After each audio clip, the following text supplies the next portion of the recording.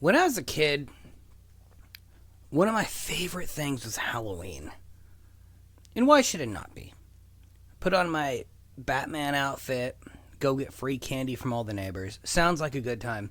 I don't even like candy.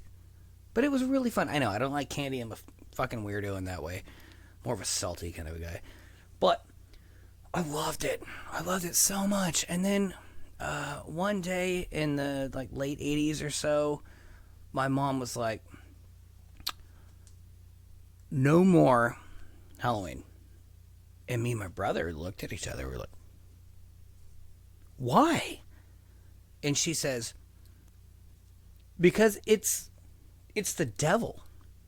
And we were really confused. It didn't make any sense. But then from there on after, she continued to use that as an excuse for anything that she didn't like. Everything was like, it's the devil. We're like, why can't we have comic books? Comic books are really cool. All the other kids are reading them. And she's like, comic books are the devil. Even troll dolls. I know, it sounds crazy. True story, though. Even troll dolls, she was like, no, they look evil. So they must be the devil. And so this is how me and my brother grew up with everything like it's the devil. Everything's Satan. Satanists coming to get you. For years, I never really understood that until just recently I was reading about something called the Satanic Panic, which happened in the 80s. And my mother completely took that and ran with it. For those of you who don't know, though, which I didn't know either, the Satanic Panic of the 80s was essentially the alt-right, super religious, super conservative, trying to put fear into people that were more liberally minded, more open-minded, if you will. And they pushed it hard, and it worked. It worked big. Well, it worked in my own household growing up. So there's this whole fear of Satanists coming to get you. They're gonna take all the kids, and everything's the devil. It was like, you remember in The Waterboy, Bobby Boucher's mom. Everything was the devil. That's what it was like growing up in my household. Everything was the devil. Bobby Boucher, girls, they're the devil. Having fun, devil. Football, devil. Good times, devil. Everything was the devil. And now I know why. But where I'm going with all this, we have a Satanic Panic Part 2. And it's not called the Satanic Panic, it's called Qanon. Now follow me here. Qanon is right about one thing. One thing.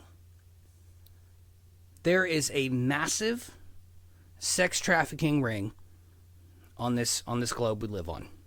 It's fucking terrible. It needs to be destroyed. Okay?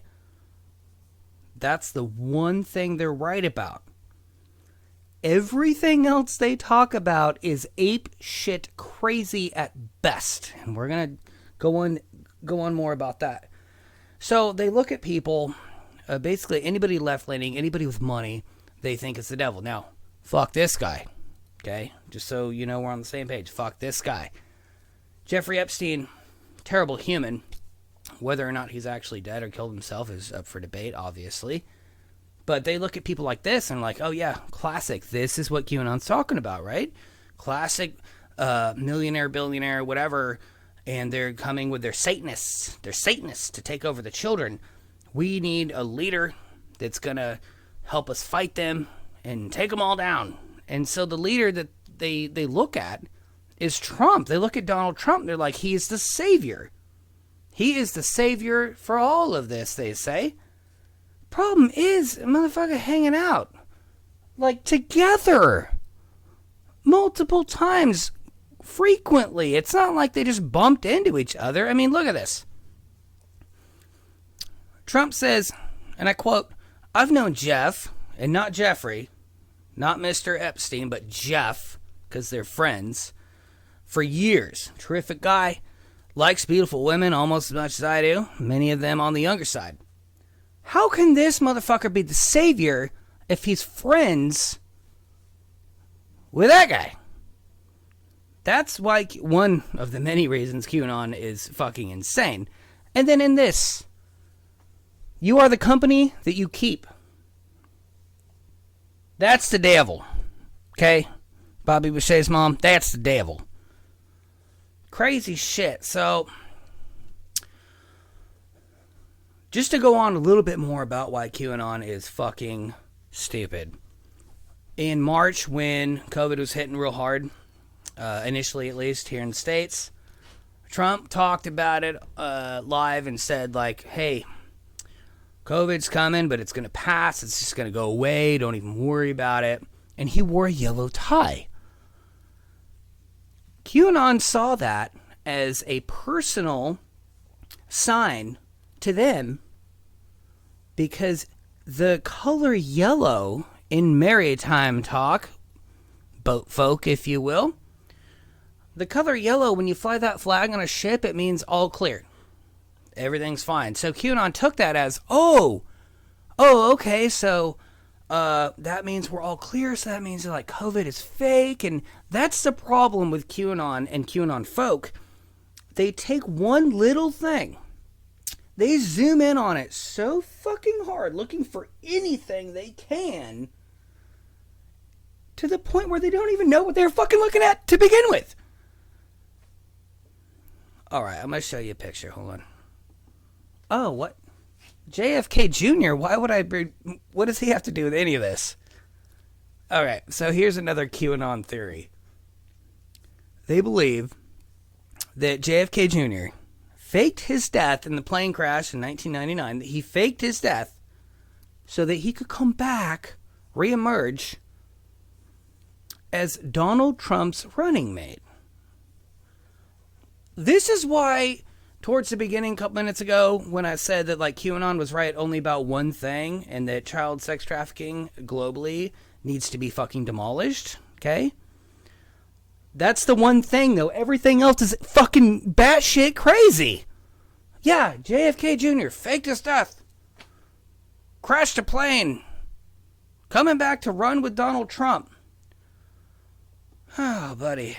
So, back to QAnon conspiracy theory crazy shit. I use that term loosely. A lot of QAnon folk, the majority of them, believe that these rich elites have satanic rituals. It's always satanic rituals, and they drink the blood of kids. They're just sitting around having kid blood cocktails all day. Then the reason why they're doing that, supposedly, is because of the compound Adrenochrome. Be careful when you look up Adrenochrome, because you're going to get into some weird-ass QAnon bullshit that you don't even want to see. So, what is Adrenochrome? Adrenochrome is a compound that naturally occurs within your body when you get hurt, and essentially your adrenaline oxidizes, makes adrenochrome. It goes to the wound that you're bleeding out of, and it makes a blood clot so that you don't bleed anymore. That's what it does, and that is the only thing that it does. But these dumbass motherfuckers with QAnon think that if you drink adrenochrome, that it makes you live forever. They're like, oh yeah, Hillary Clinton's like drinking it every day. I don't think she is, because she's looking pretty gross these days. But regardless, so that's what they think it does, and that's not what it does at all. But where did they get that idea from? Like, who would have thought of that? There's a reason why I'm showing this, and I'll get to it in a sec. So, back in the 60s when DMT became really popular, DMT, it's a hallucinogen, psychedelic drug, if you will, and the hippies were taking it, having a great time. They felt super alive, and they loved it, but they wanted to come up with like a cuter nickname for it, so they started calling it Adrenochrome. That was just like their nickname for it. And so, in Fear and Loathing in Las Vegas, Hunter S. Thompson has his character, played by Johnny Depp, take some adrenochrome, and they're like, yeah, you have to only extract it from the living. And this is where they get their info. This is where QAnon gets their science, is from a movie.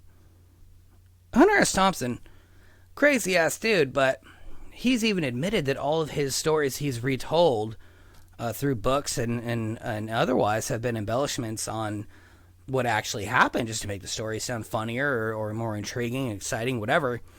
And even he admitted, like, yeah, the whole Adrenochrome thing that we did in Fear and Loathing, like, that was a joke.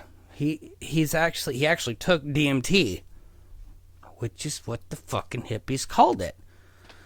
I hope all this is making sense. I know it sounds like crazy shit, but QAnon is getting bigger and bigger and bigger, and their followers are getting more and more. And it is I'm looping it back around. It's the Satanic Panic, part 2. That's all it is. And furthermore on Satanism, real quick. I am not a Satanist, okay? I actually don't support any religion at all. I think all religion is essentially just a non-governmental way to suppress people and how they feel about things and to keep people in a box. Okay, that's how I feel about religion. But when it comes to Satanism, it's in the Satanic Bible that you do not, for any reason, sacrifice an animal or a child. So this whole thing with QAnon saying they're sacrificing children to drink their blood is absolute bullshit. If somebody is doing it, it's not the Satanists, okay? And again, not a Satanist. Another thing, too, just so you know that we're on the right side of history here, the sex trafficking in this world is a huge problem, and it needs to be squashed. It needs to be obliterated, okay? But it's not being done by the Satanists. QAnon is bullshit. Be careful with them. They're just doing, like I said before. I